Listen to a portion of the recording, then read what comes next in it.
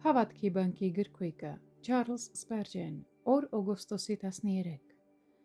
Եվ պիտի լինի, որ նրանք դեռ չկանչած ես կպատասխանեմ և նրանք դեռ խոսելիս ես կլսեմ։ Եսայի 65-րդ գլուխ 24-րդ խոսք։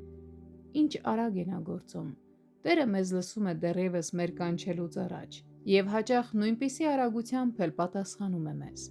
Նախապես տեսնելով մեր կարիքներն ու մեր աղոթքները նա իր նախախնամությունն այնպես է դասավորում,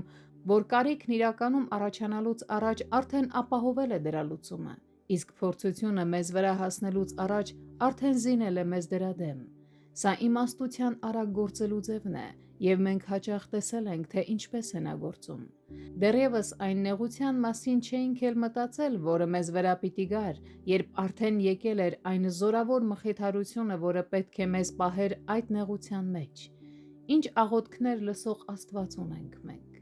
Երկրորդ միտքը հեռախոսի մասին է հիշեցնում։ Թեև Աստված երկնքում է, իսկ մենք երկրի վրա, այնուամենայնիվ նա մեր խոսքն այնպես արագ է հասցնում իրեն, ինչպես իր իսկ խոսքը մեզ։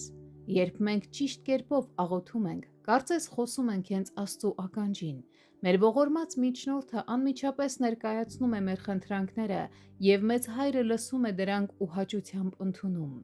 Ինչ մեծ բան է աղոթելը։ Ով չի ցանկանա շատ աղոթել, երբ գիտի, որ թագավորների Թագավորն իր ականջը բացում է իր առաջ։ Այսօր մենք էլ առավել հավատքով կաղոթենք, ոչ միայն հավատալով, որ մեզ լսում է նա, այլև վստահ լինելով, որ արդեն լսված ենք, ոչ միայն հավատալով, որ պատասխան կստանանք, այլև վստահ լինելով, որ պատասխանն արդեն ստացել ենք։ Սուրբ Հոգի,